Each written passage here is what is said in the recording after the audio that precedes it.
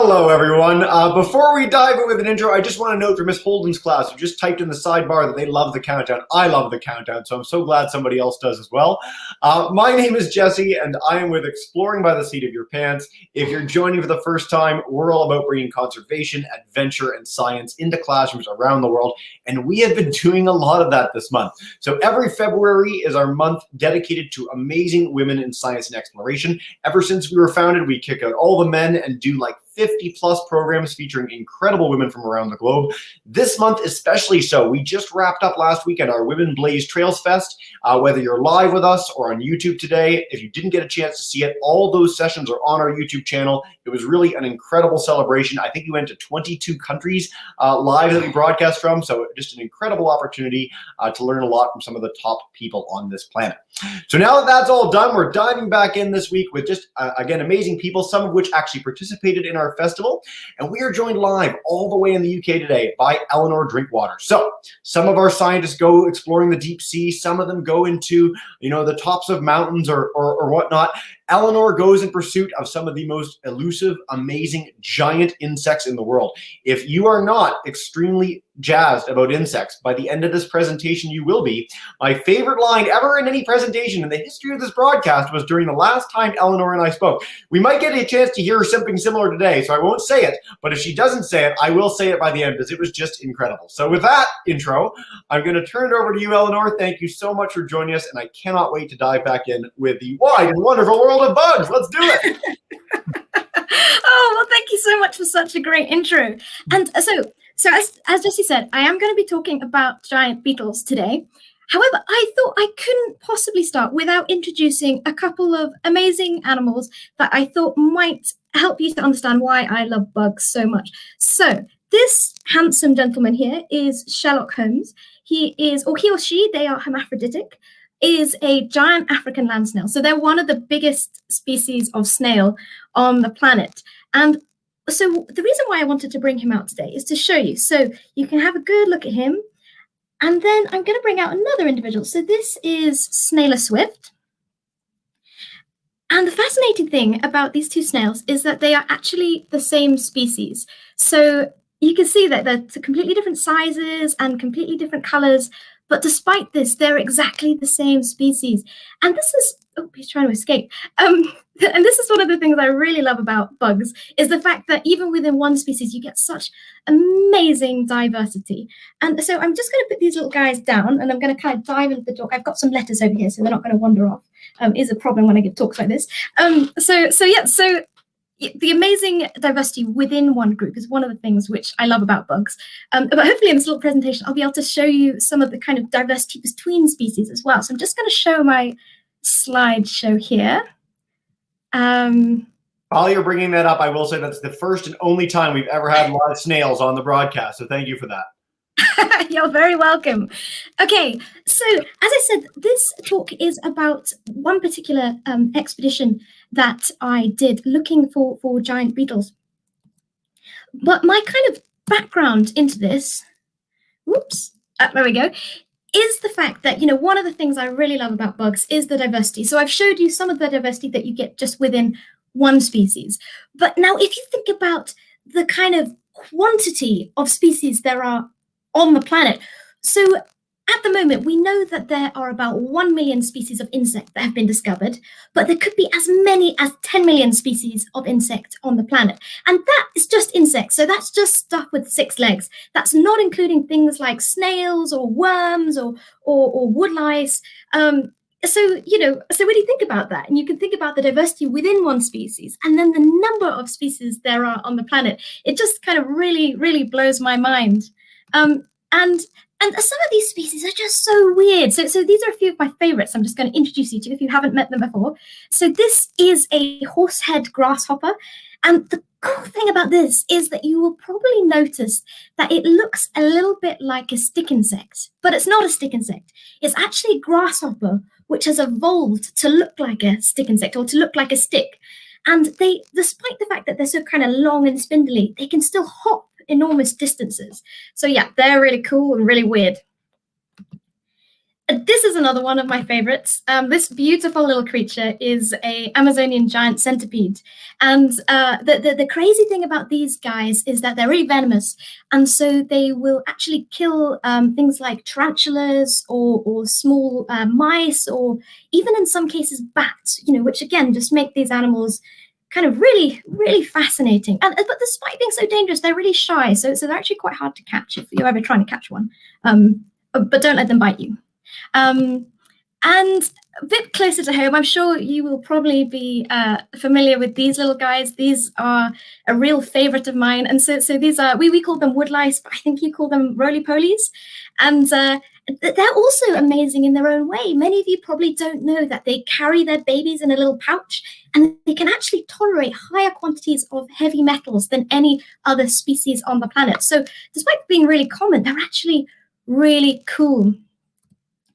And however, one of the things that kind of bothers me about all of these things is the fact that, okay, we know that there are lots of species.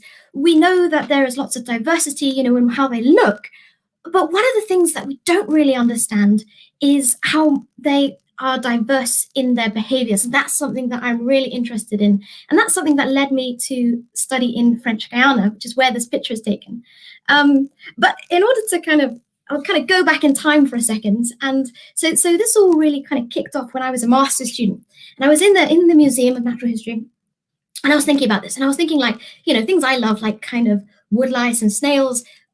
In many cases, we know so little about their behaviors. So in many cases, we don't even know what they eat. And so I always get really frustrated about this.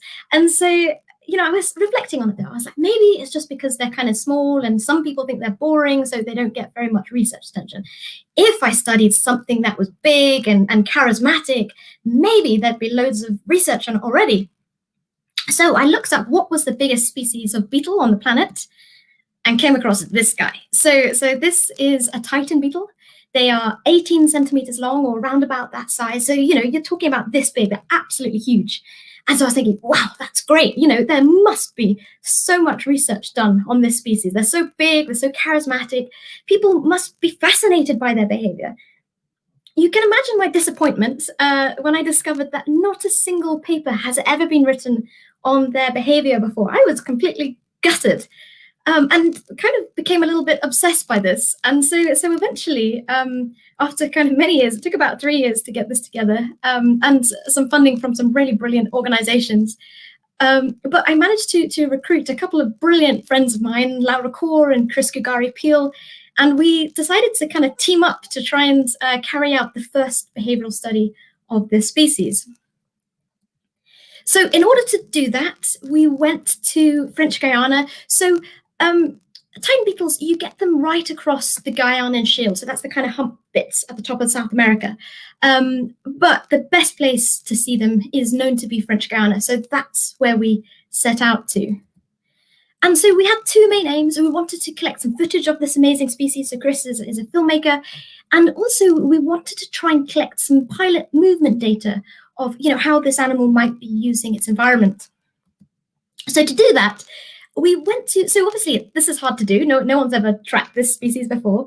So we got in touch with a company called BioTrack, who have made tags like this in the past for other species. And so we worked with them using kind of museum specimens to work out kind of right size and shape that might work for these beetles.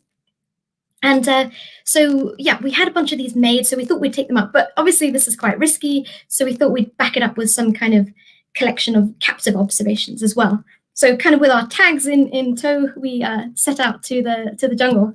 And here is the kind of site that we'd be working in. And this is the site on a really lovely kind of sunny day. And, as you can see, it looks really friendly and inviting.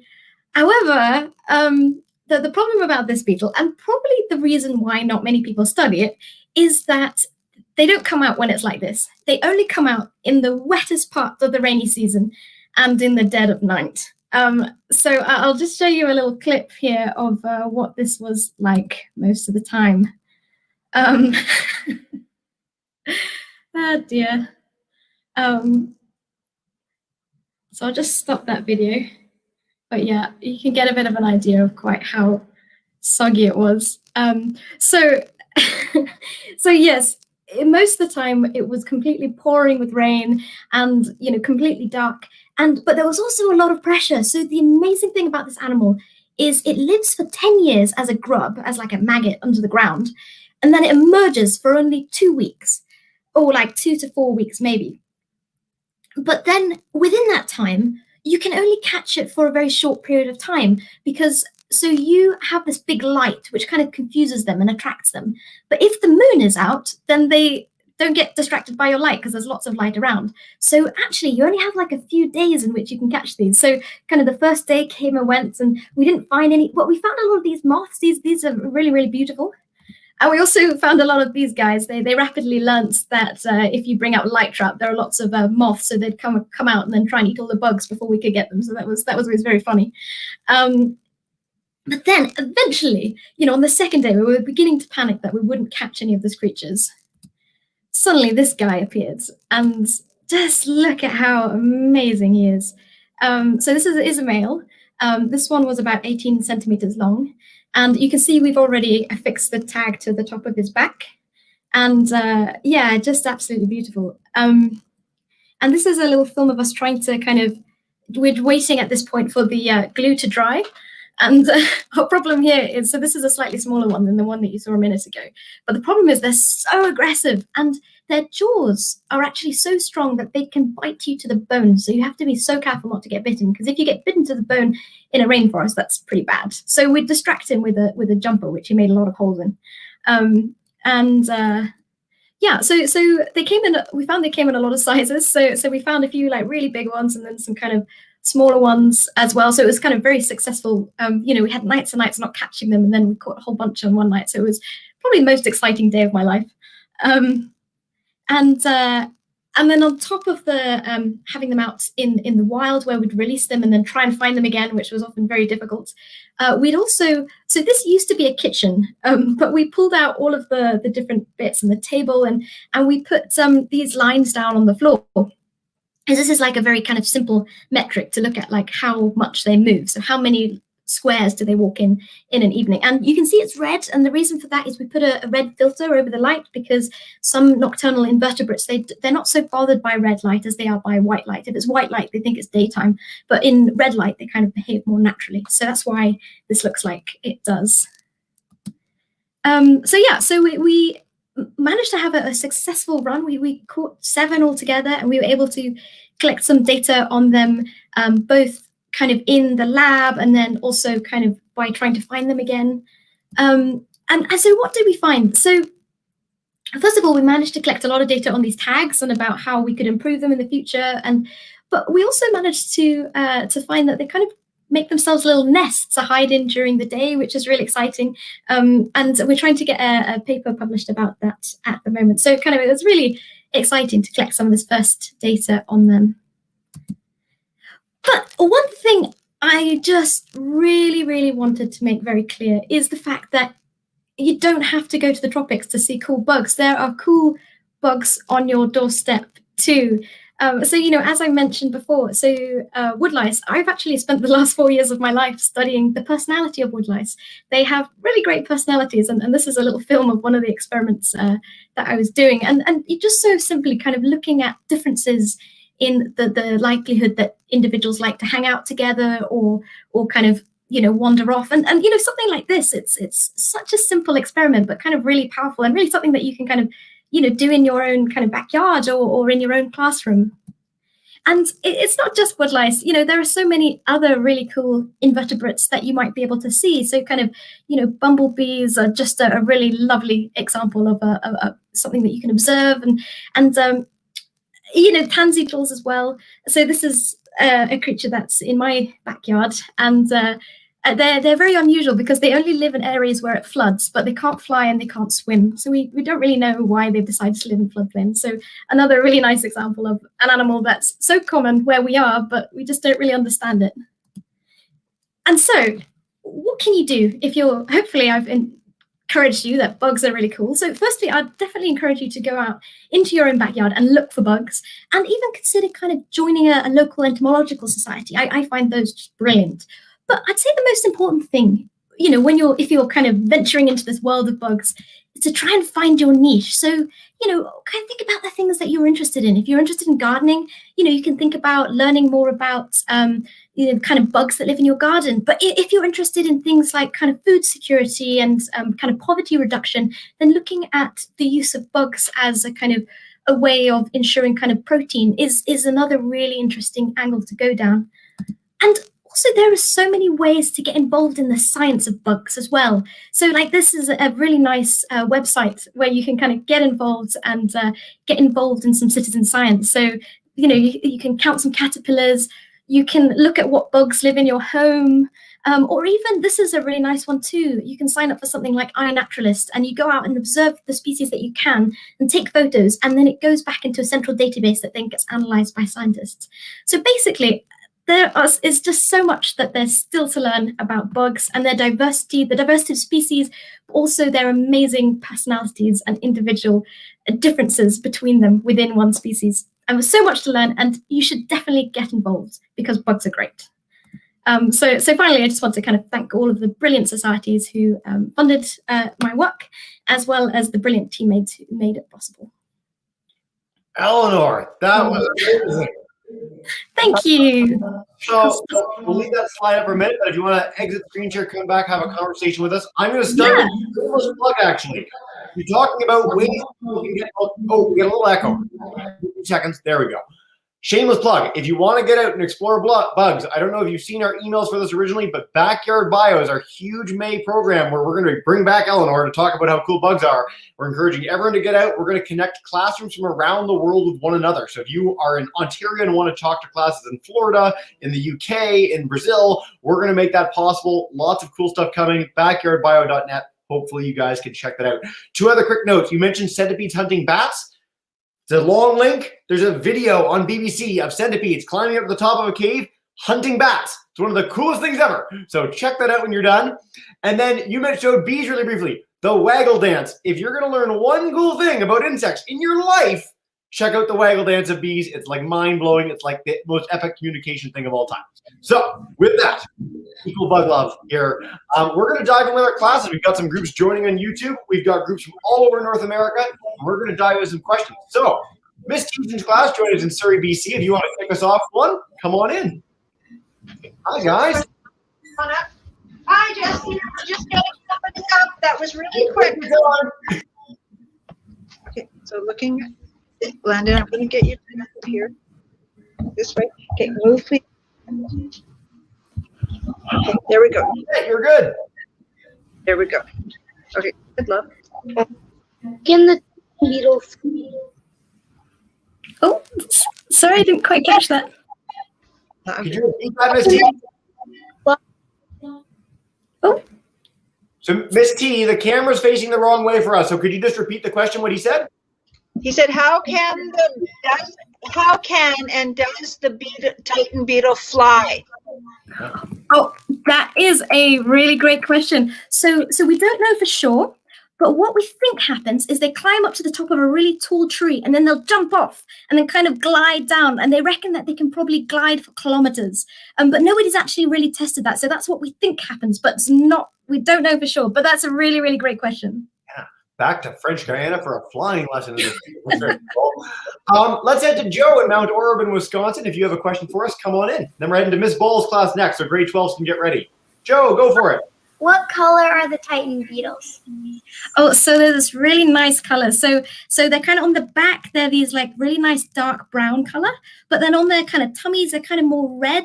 And then they're really nice too. They've got around their neck, they're quite unusual. They've kind of got like a nice little fuzzy collar thing, which is kind of orange. So yeah, they're really, really cool. And so I don't think that the photos do them kind of justice, because they're like really like shiny and just amazing when you see them in person.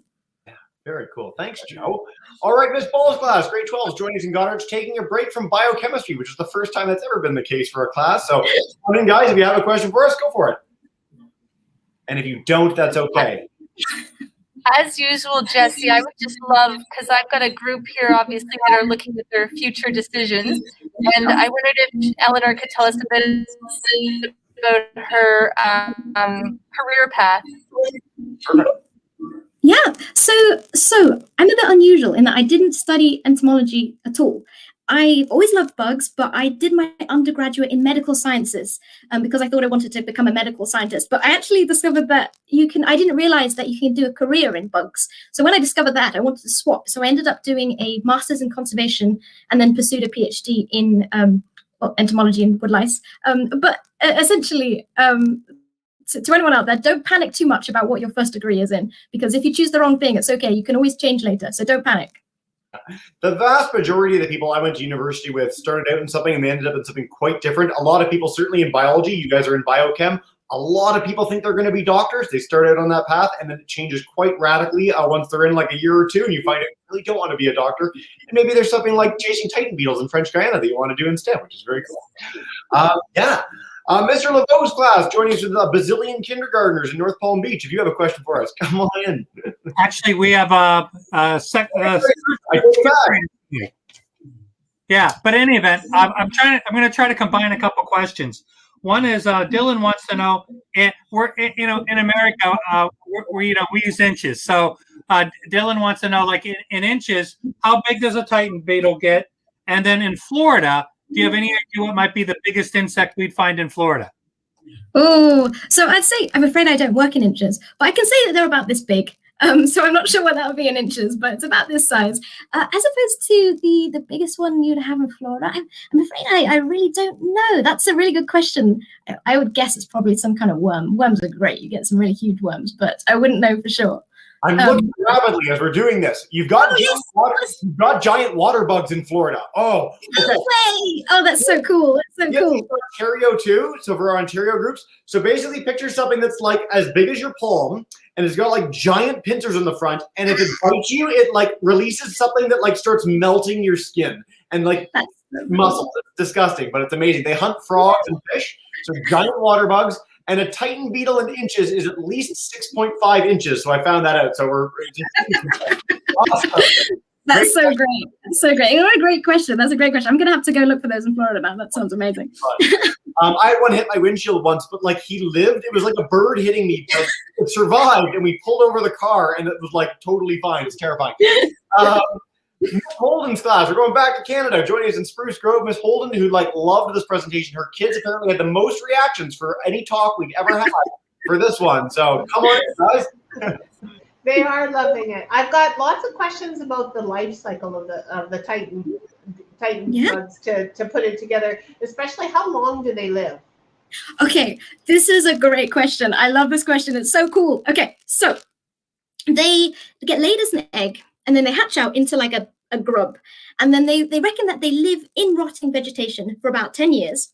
And then they emerge as adults for these like 2-week periods. But the crazy thing is they don't really have a digestive system. So they can't eat anything. So they got the big pincers, but that's for defense. So they can't eat anything. So then they kind of like starve to death within 2 weeks. So that life expectancy is about 10 years. But an adult, they only live for about 2 weeks, which is I just think is just totally amazing. And the crazy thing is too, they reckon that the female will stay where she is, where she was born, and then the males will move between the females and try and find them. Whereas the female will probably never really go a huge distance, and then just lay her eggs where she was born, and then the cycle starts again. So yeah, they're totally amazing. But that's a really great question. Great question, guys. One thing that's certainly a Canadian example of an insect that does something similar, we have some mayflies and we have cicadas. Cicadas are the best example of this, where they're like a grub for, in some cases, like 13 or 17 years and then come out for like one glorious day. It's mind-blowing. Very cool. We're whipping through these. This is great. We're going to finish off our questions with Miss Meaden and Libby in a minute. Miss Ball's class, because you guys are grade 12s, let me know in the chat bar if you do have another, and I'll come to you guys if you have one. If you don't, that's totally fine. And we'll take a few from YouTube in a minute as well. But let's head to Miss Meaden's class, joining us in Maple Ridge, BC. Hi, guys. Just demute your mic, and you're good to go. Hi. Okay, go ahead, Lena. Okay, Lena has a question. Go ahead. What's the biggest insect you found? That's a great question. That's a wonderful question. So for me, it's definitely these big beetles. I've never seen a bug that's as big as these beetles. And it was just oh, so exciting to see them. Like, it was just like seeing a little robot. I just couldn't believe that they were real. They were just so huge. So yeah, they're definitely the biggest one I've seen. That's a really, really great question. Yeah, thanks so much, guys. Like seeing a little robot. Thank you for that. All right, let's head to Libby in Auburn, Alabama. If you have one for us, come on in, demute that mic, and you're all set. Hi. My favorite insect is a caterpillar. What is yours? What is your favorite insect? Oh man, now that is a really great question. That's a really good answer as well. Caterpillars are really, really cool. I'd say I'm gonna say I'm not gonna answer with an insect because that's too hard because there are too many beetles. But I'd say my favorite bug is definitely woodlice or roly-polies because people don't give them credit, but they're just their personalities are just bananas, and they do so many really, really cool things. They're weird because they're actually related to crabs and lobsters rather than any of the other bugs that we think of as bugs.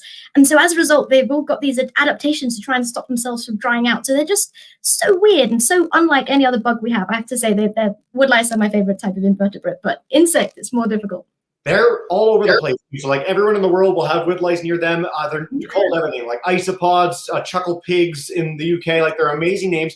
And then if you've ever seen giant isopods, so woodlice, isopods, same sort of thing. I'm going to put this in a chat bar for a second. When you're done as well, when you're done looking up waggle dances and killer centipedes, giant isopod lives in the bottom of the sea. It's like a woodlice, but it's like this big. It's amazing. They're like the coolest thing ever. Awesome. And they're like pale white. They're strange looking. They're kind of sinister. Awesome. All right. We're going to take a few questions from YouTube, and then we're going to go back to all our live classes. So Miss Lee Clark's class, they're joining us in Ottawa. They want to know, for beetles, are their shells hard? And could you explain a little bit about that shell? But it's something a little different than just a normal shell of like something like a turtle. It's kind of unique. Yeah. So yes, you're totally right. Beetle shells are hard, and they're really useful because they kind of like protect their kind of inner case, and so actually they're kind of like adapted kind of wings into their kind of shell thing. So that's really unusual. I don't know very much about their kind of like what composition they are. Do you know about that, Jesse? I feel like you might know. I think a lot of insect skeletons are chitin. I think it's just the same as that, but they're modified wings, which is super cool. It's like their outer layer of wings have just become super hard and become an armored shell. So cool. We could have fun all day. We should do like a 2-hour chat, you and I. So Olivia in Mr. Shack's class in Chalk River, she's grade 6. She wants to know, when did you know you wanted to work with bugs? Oh man, I've been obsessed with bugs ever since I was very small. My poor parents have all sorts of stories about me bringing back bugs and like keeping them in a jar in my room and then escaping everywhere, or keeping like weird bits of animals. So I've always known, and I think I also watched Dr. Dolittle too much as a child as well. So I've always been like obsessed with like learning how animals talk to each other and kind of learning other animals or bug languages. So I've been obsessed with that for a long time. But it was only when I started my undergrad that I really realized that actually there's careers in this. So you can kind of get people to pay you to study what you really enjoy doing. So that's kind of, so I've always known I want to study bugs, but it's only a bit later that I realized that actually you can do it as a career. And so everyone should. It's great. Everybody should. Don't do any other careers, just a bunch of entomologists loose around the world. One last question from you, and then we'll go back to our live classes. So this one is from Miss Sang Tam's class in Toronto. How many types of bugs are there in the world? That's so great. What a great question. We don't know. There are just so many. And the great thing about it too is there's so many that are just like undiscovered as well. There's so many new species. Every year we're discovering kind of new species. I was reading about a new species that they haven't even described yet. And it's a woodlouse that looks like a rubber duck. Like there's so many cool animals out there that we have no idea how many types of bug there are. And so you never know. Someone in one of these classrooms might go and discover some new ones. So that's one of the really exciting things. There's so much still to learn. I love that we have your presentation today. Tomorrow we have Diva Amon talking about the deep sea. And with the deep sea and with insects, every time you go exploring, you find new things. Like there's so much that's unexplored. Every time they go into a tree in the middle of a jungle somewhere and like assess it for the types of insects, they universally find something that has never been discovered before, which is so cool. Awesome. So cool. You talked about really cool things. One last thing, we're nerding out here. Giraffe-necked weevil. This is my favorite bug in the world. If you want to see the coolest insect on earth, giraffe-necked weevil, look it up when you're done. It's on the screen. Check it out. Very neat. Let's go back to Miss Teason's class, grade 3-4. If you guys have another one, come on in. Really close. Well, Oh, could you repeat that for us? was that Titan beetles send out? Do they have to produce it, or does it come out naturally? Oh, sorry, I didn't quite catch that. What do you say? Titan beetles? Say it from your side, Miss Thiessen. It's just where the computer's positioned that we hear it better when you say it, Miss Thiessen. Okay, so what he's asking is, we the Titan beetles able to attract a mate. Does it, or do they have to produce it? Yeah. Oh, so how do Titan beetles attract a mate? That's a really great question. Really, really great question. We don't know. We don't know anything about their behaviors, and so really we need more entomologists to go out there and study them. I would guess that it would be the female like emitting a pheromone, so like a smell. So lots of different invertebrates do that, particularly as the males are having to like travel really long distances. So I reckon it's a kind of smell signal, but no one's looked at it. So that's still out there to discover. So I challenge all of you budding entomologists to become entomologists and go find out and then tell me. Yeah, I love this. And I mean, you highlighted at the beginning the fact that you thought there'd be so much information in this, and there really wasn't. This is true of a lot of animals. The blue whale, the largest animal ever to exist in the history of the world, bigger than any dinosaur, and we don't know that much about it. Like, we don't know where they go all the time. We don't know where they breed. It's fantastic. So there's so much out there. Joe, back to Wisconsin. Come on in. Ask away. What's the most interesting beetle you've discovered or research? So yeah, good question, Joe. That's a really great question. So I mean, they're all fascinating in different ways. I say I love Titan beetles, but I was lucky enough to also study jewel scarab beetles once, and they are amazing. I recommend everyone looking them up because they actually look like jewels, which is why they're called jewel scarab beetles. And they live in the cloud forest, in this like very strange type of forest. It's up in the mountains, which means that all the trees are really, really small. So it's called dwarf rainforest. And so it's a weird environment to work with. And then they are like, they look like jewels, and some people collect them for jewelry because they're so beautiful. So for me, that was one of the most fascinating things, because they just don't look real, and you're kind of looking at it, and you're like, this is a live animal. So I definitely recommend looking those up. They're just incredible. Yeah, we have given classes a lot of homework for the end of the day. Miss Ball's class, if you guys have any other career questions or anything else, I'll come to you, and let me know.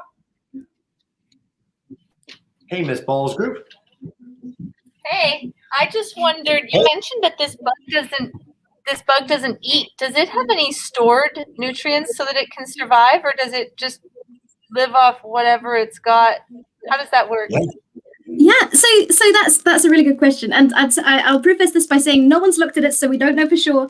I would guess and say that you get lots of types of moth who do this, and what they do is when they're a larvae, they store enough kind of fat, and so they kind of have enough kind of fat to kind of keep them going for a short period of time. So that might be one of the reasons that the Titan beetle takes such a long time to get to its big size, because it needs to kind of store this body fat in order to allow it to kind of survive once it hatched. So yeah, it probably carries it as body fat.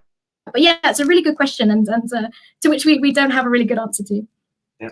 Again, the need for more study, and this is something that, again, it's been a recurring thing, not just with insects, with all animals. There's so much more to be discovered. There's so much out there. I mean, for all the fact that we have satellites going around the world, we've got people, hordes of people across this planet. There's so much that's undiscovered. So many places we haven't even thought to look, even close to major metropolitan centers in Canada and the US and beyond. I find that pretty cool. I'm going to head to Libby first, and then Mr. Lavogue and Miss Holden to wrap us up. So Libby, come on in first. If you have another question for us, just unmute that mic, and you're good to go. Hi. So how many, I live here in Alabama. How many bugs, or what kind of species of bugs are here? So that's a really great question. So I live and work in the UK, so I don't know very much about American bugs, but I'd say a really great place to start to look would be bits of bark. If you have anywhere where there are bits of bark, or even kind of walls and lots of kind of rocks and that kind of thing, you can start kind of pulling them up really carefully. As soon as it gets a bit warmer, you won't find anything at this time of year because everything kind of hides. But once it gets a bit warmer, you can start, and then you'll be able to kind of find them for yourself. I'd expect you'd get things that like lots of slaters, and and there's wood lice, and there's so many species of them. They look similar, but there's so many species. So I'd recommend getting a good guide book. I'd imagine you get lots of different snails, lots of spiders. So I'm not sure about individual species because I don't know very much about American species, but I'd definitely recommend getting out and looking at them. Well, one thing Eleanor showcased earlier at the end of her presentation was iNaturalist. So for Backyard Bio, I'll bring up the banner for that. Backyard Bio, which we're doing in May, we're encouraging people to use iNaturalist as part of it.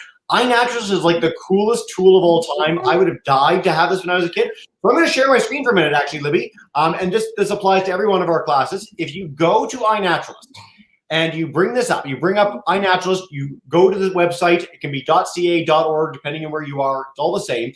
You can type in your location. So here in Alabama, for instance, there have been 409,000 observations in the last few years of over 12,000 species. So you can type in insects, beetles, mosses, trees, whatever you're interested in anywhere in the globe. And at a glance, you'll not only see like how many have been found, where they've been found, you'll see the people that find them. So it's just a really, really nimble tool like that. So iNaturalist, amazing stuff. Whatever you're looking for, it's on that website. Very cool. Awesome. Mr. Laveau, come on back in with your second graders. Yeah, actually, yeah. So I have 65 third graders actually with me online, and they, I'm going to combine a couple questions they just sent me. We saw a lot of tech. We saw mini transistors, drones, radar, radio antennas, but then we also noticed in the background of your rainforest, you simply had a sheet and a flashlight. So the question is, if we all took a white sheet and hung it in our backyard and shined a flashlight on it tonight, is that the best way for us to see insects and other bugs? So I love what that is called light trapping. And light trapping is so great because you can attract all kinds of bugs, and so it's a really great thing to do, which you can totally do in your backyard. You can use any light, so you probably attract a small amount with certain lights, but essentially if you get kind of the more bigger and the more powerful light, and I'm sure you've had it before when you've had garden lights on and you've seen all the bugs being attracted, it's exactly the same principle. So you can get specific bulbs which are better because they have particular wavelengths that attract certain bugs. So you get ones that are better, but you can use any light, but it kind of varies. Although I would wait until it's you got to kind of wait till it's kind of midsummer. If it's kind of midsummer, that's the best time. And then also you got to wait until the sky is dark. You can't have any moonlight, or otherwise that messes with it. But yes, I recommend getting out there and doing light trapping because it's so much fun. Yeah. 2 follow-ups on that. We've had people typing in the chat bar about so iNaturalist is adult focus. Is for kids, like game nature. You go out with a CCAP. You literally, I have my camera. There's a squirrel in my front yard. I hover the camera over it. It tells me, oh, eastern gray squirrel. It tells me where every picture of one's ever been taken in the world. It tells me all about them. And then when I take the picture, now I've earned the mammal badge. And now I take a picture of the blue jay. Now I've earned the bird badge. Amazing stuff. CCAP, iNaturalist. Let me bring this up. Sorry, I muted you for a second, Eleanor, because it was reverbing. The other note. She talked about light traps. Even if that's not available to you, I know that all of North America is under a pile of snow, except for Florida right now. But when that's done, in April, in May, go out with a flashlight any night and just hover it over the ground, and you'll see worms pop back into their burrows and drag stuff in. Wherever you are in the world, this is true. It's super, super cool. Get out there, enjoy that nice way of exploring some biodiversity. This is so much fun. We're going to take one more question. Miss Holden's class, you guys want to wrap us up from Alberta? Come on in. Hi there. So we're still wondering, Lily was wondering about what they eat. We know that the adults don't eat, but what is it that the grubs eat that gets them so big? So again, a really great question. And again, I'm afraid we need to do more research, but based on other species that are kind of in the same kind of family, what they like eating is something like mahogany or like a dark wood or like a kind of heavy wood like that. And so it's the kind of rotting vegetation. So it would be like a stump that's kind of come down, and then the wood under the kind of root system under the ground is rotting. And so we think that they're probably kind of eating that. But we don't know for sure, which is which is a real shame. But we reckon it's probably going to be kind of rotting wood. So great question. I think we had like the most hype session we've ever had, and we had the most unanswered questions, but there's just so much more to discover. So good combination, I think. Eleanor, is there any last thing you want to share about bugs before we wrap up? Anything that's just really inspiring to you, exciting, maybe like things you're doing next, anything you're studying in the near future? Yes, well, that's a good question. I mean, before we log off, I'm going to have to kind of just wave you off from the snail team over here. Yeah, I've got a flower arrangement here, so they're all trying to get over there. But as opposed to things doing next, I don't know. I'd love to get back out there and have another look at those giant beetles. I feel like we've only just really scratched the surface, as it's been apparent in this talk. But I'd love to get back out there and study those guys again. Or the other thing, globe skimmers.